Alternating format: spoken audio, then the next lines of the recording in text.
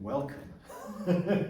Welcome, ladies, to this little session on hip mobility. Shall I just see if it's working? Yeah, it's working.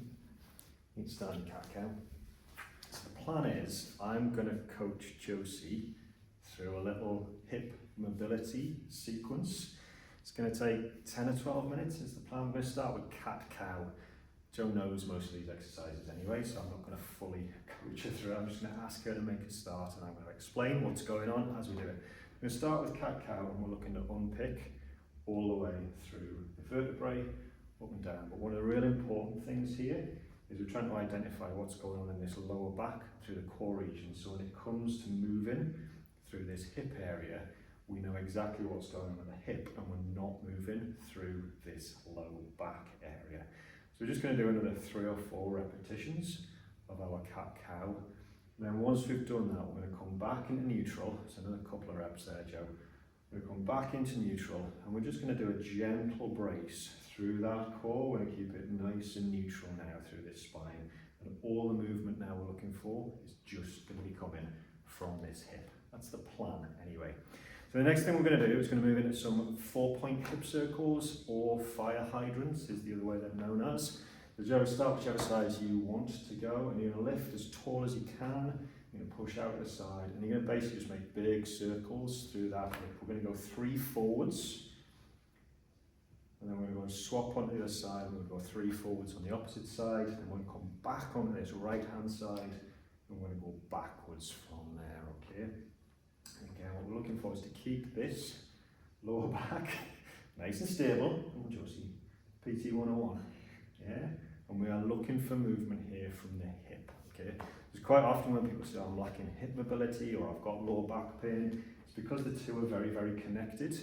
Yeah, we want to make sure that we're able to isolate the movements so we're keeping more, static, immobile through this lower back complex and only mobile through the hip complex.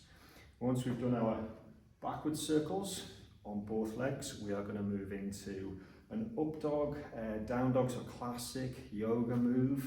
And we're just going to run through 3 or 4, push back into downwards dog. So coming up on toes and heels. You get a little bit of shoulders going on here, but we're looking to open up through the backs of the hamstrings.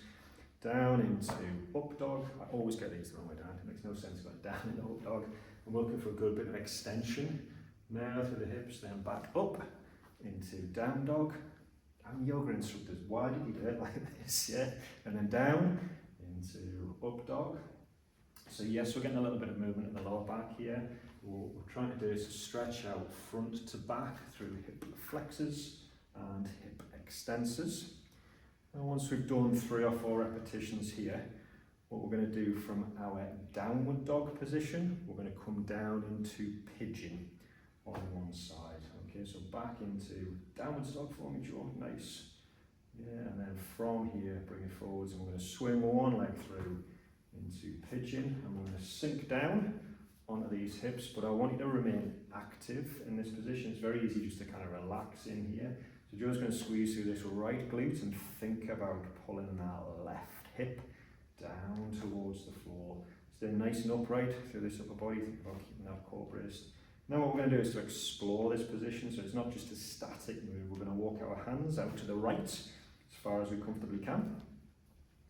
Then we're going to walk our hands back to the left as far as we comfortably can. Then we're going to walk our hands forwards as far as we comfortably can. We're going to come back up into seated. And what we're going to think about doing is basically making some rotations now through this hip that's on the floor. So try to make circles with that hip for me. Yeah, so sit back towards me and then push the hips forwards. Yeah, that's it. Yeah. And then we'll come back into downwards dog. So kick tall again. Yeah. Back into up dog. All the way through. Back into downwards dog and then we're on the pigeon on the opposite side. Sit tall. So you'll notice here, those of you who are paying attention, that Josie is actually a little bit more inflexible on this side. Alright.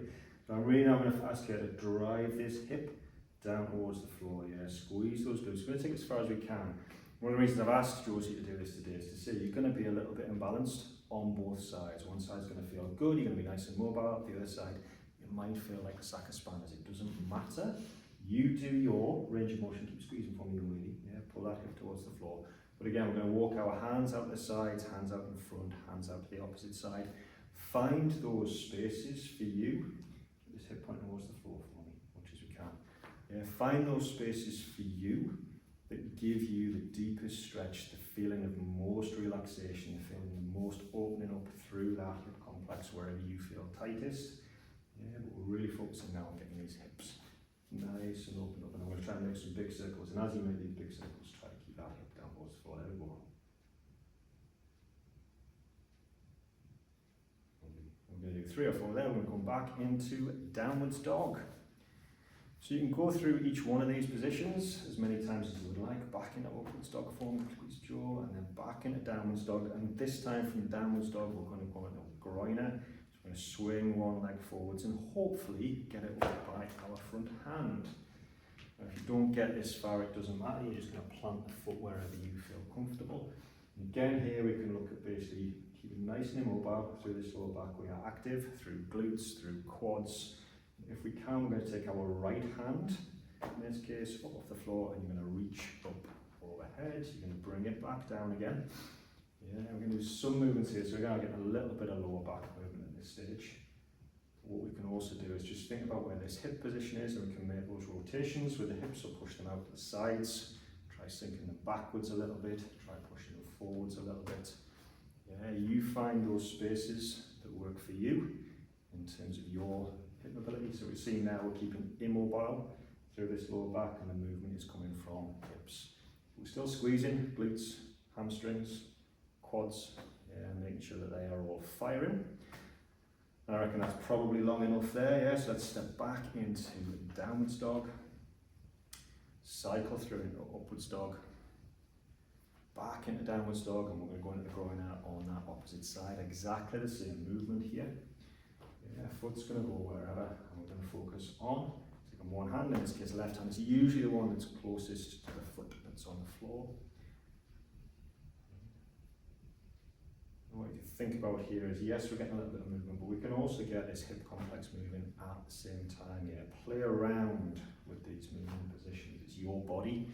At the end of the day, it's up to you how it feels whilst we're doing it. So make it work for you. As PTs, me and Jules tell you, we don't actually know how you're feeling when you're doing this. You might feel fantastic, you might feel terrible. Yeah? Find those areas that feel like they're working well for you. Super duper. We'll cycle back. One more, downwards dog into upwards dog. And then we're going to come into a squat to hamstring. So completely readjust at this stage. I'm going to go frog squats to hamstring stretch. Yeah, so when we're sitting down here, we really want to be focusing on pushing those knees apart, using our elbows. And again, think about playing around a little bit here. We can move those hips side to side, depending on how flexible you're feeling. We can take one hand up overhead, reach tall. It's hardly up to you. This can be massively challenging. I can't do that. Yeah, but we're playing around with those hips. And then what we're going to do, we're going to stand tall. We're going to come to a hamstring stretch. And you notice Jo is readjusting her heels at that point in time to push the heels out. Yeah, but again, when we're here, we're going to move through hip area. Yeah, you find your space. We can take the hips forwards and backwards, side to side, wherever you feel most comfortable. So we're trying to keep as immobile here as we possibly can. We're looking for movement at the hips. Yeah. So we'll just do 2, 3, 4 reps. All right, there's 4 reps. Let's do one more here. I'm going to finish up with a stretch that hopefully you all know by this stage. We're just going to go into a half kneeling hip flexor, which is pretty much where I've been for a lot of this session. So we've really got nice and mobile now. We've got as much going on here as you can. Actually, if I just ask you to bring that hand out of the way, I'm going to ask Josie to really squeeze now through this right bum cheek, push that hips forwards, and we're going to get as much end range of motion in here. But no, she's not going miles into it. Squeezing the glutes, making sure that this front of the hip capsule is opening up. And then what we can do is we can take that front leg out to 45 degrees.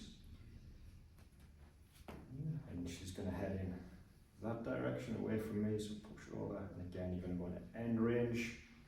We'll do the next one facing towards the camera. Do you want to see what we're up to?